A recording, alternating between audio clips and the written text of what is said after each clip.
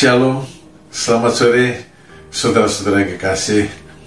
Kemarin kita memperingati Tuhan Yesus naik ke surga. Dituliskan dalam kitab Kisah Para Rasul bahwa murid-muridnya 11 orang menyaksikan kenaikannya ke surga sampai awan menutupi dia, dan mereka tetap memandang pada awan yang menutupi Tuhan Yesus. Tiba-tiba di samping mereka berdiri 2 orang laki-laki berpakaian putih yang berkata kepada murid-murid itu, "Hai orang Galilea, mengapakah kamu berdiri melihat ke langit? Yesus ini yang terangkat ke surga meninggalkan kamu akan datang kembali dengan cara yang sama seperti kamu melihat dia naik ke surga."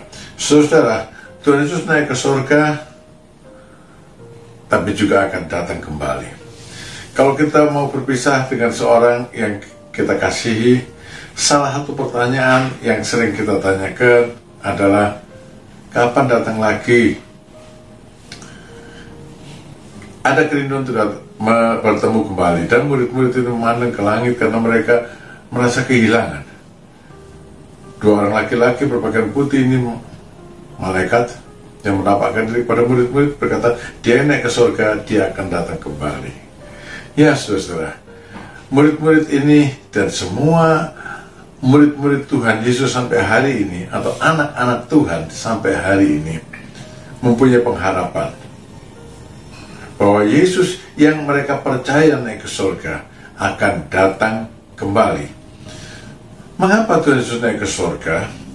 Dalam Yohanes pasal 14 dikatakan dia naik ke surga, pergi ke surga untuk menyediakan tempat bagi anak-anaknya.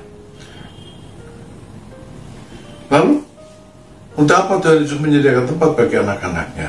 Dalam Yohanes pasal 14 ayat ketiga dikatakan, dan apabila aku telah pergi ke situ dan telah menyediakan tempat bagimu, aku akan datang kembali dan membawa kamu ke tempatku, supaya di tempat di mana aku berada, kamu pun berada.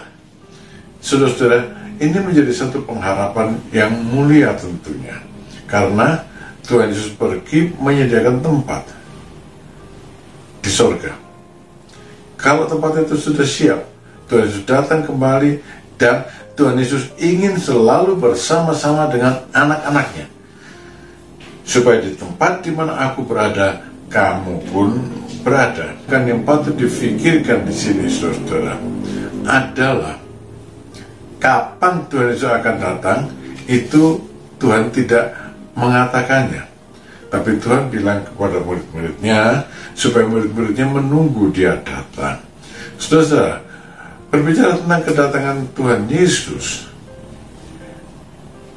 Alkitab menuliskan 2 tahap kedatangan Tuhan Yesus ini. Tahap pertama yaitu tahap untuk mengangkat, untuk membawa umatnya, anak-anaknya ke rumah Bapa, ke tempat yang telah disediakannya, supaya aku terus bersama dengan kamu, kata Tuhan Yesus. Kemudian tahap kedua adalah tahap di mana Tuhan Yesus akan datang ke bumi ini bersama-sama dengan anak-anaknya yang telah diangkatnya ke rumah Bapa itu untuk memerintah di bumi. Saudara, tahap pertama dari kedatangannya itu terjadi secara rahasia dan secepat kilat. Tuhan bilang tentang tanggal dan waktunya kamu tidak perlu tahu, tapi aku pasti datang.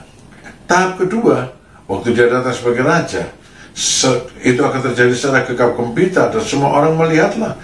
Lihatlah, ia datang dengan awan-awan, dan setiap mata akan melihat dia. Sesi pertama dari kedatangannya itu untuk mengangkat anak-anaknya. Itu terjadi di waktu yang tak terduga. Tuhan Yesus karena itu berkata, karena itu berjaga-jagalah, sebab kamu tidak tahu pada hari mana Tuhanmu datang. Tapi ketahuilah ini, jika tuan rumah tahu pada waktu mana pada malam hari pencuri akan datang, sudahlah pasti ia berjaga-jaga dan tidak akan membiarkan rumahnya dibongkar. Sebab itu hendaklah kamu siap sedia, karena anak manusia datang pada saat yang tidak kamu duga. Ya saudara-saudara, kedatangan Tuhan Yesus untuk mengangkat jemaatnya di saat yang tidak diduga. Kamu harus berjaga-jaga dan siap sedia untuk menantikan kedatangan itu, supaya kamu tidak kecolongan. Sampai itu Tuhan Yesus berkata tentang kedatangannya mengangkat jemaat itu sebagai suatu peristiwa yang berlangsung secepat kilat. Dikatakan begini, sebab sama seperti kilat memancar dari sebelah timur dan melontarkan cahayanya sampai ke barat, demikian pula lah kelak kedatangan anak manusia. Matius 24 ayat yang ke-27. Kita harus berjaga-jaga dan siap sedia, karena secepat kilat berarti cepat sekali. Supaya apa? Supaya tidak ketinggalan. Kalau kita tidak bersiap-siap, maka kita akan ketinggalan. Dan itu konsekuensi dari pengangkatan yang berlangsung dengan secepat kilat ini. Dalam Matius 24 katakan, pada waktu itu kalau ada 2 orang di ladang, yang seorang akan dibawa dan yang lain akan ditinggalkan. Kalau ada 2 orang perempuan sedang memutar batu kilangan, yang seorang akan dibawa dan yang lain akan ditinggalkan. Siapa yang dibawa? Siapa yang ditinggalkan? Yang dibawa adalah orang yang siap sedia, yang ditinggalkan adalah orang yang tidak siap sedia. Dan saudara, kalau saat itu terjadi, maka kita sudah tidak punya waktu lagi untuk berubah pikiran. Karena itu Tuhan Yesus memperingatkan kita, saudara dan saya, tentang hari dan jam kamu tidak tahu, tapi aku pasti datang menyebut kamu.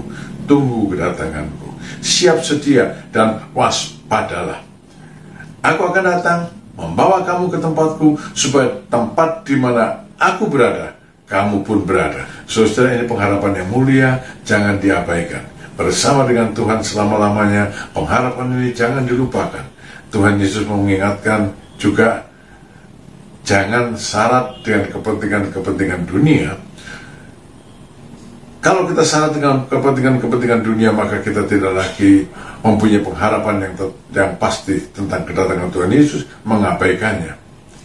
Kalau kita sampai pada saat kita mengabaikan pengharapan itu, kita tidak siap sedia, Tuhan Yesus bilang, maka hari itu kedatanganku, kedatangan yang seharusnya membawa kemuliaan bagimu, akan menjadi jerat bagimu. Saudara-saudara, Tuhan Yesus naik ke surga dan akan datang kembali. Tunggu kedatangannya. Tuhan Yesus memberkati. Terima kasih sudah mengikuti renungan senja ini sampai akhir. Amin.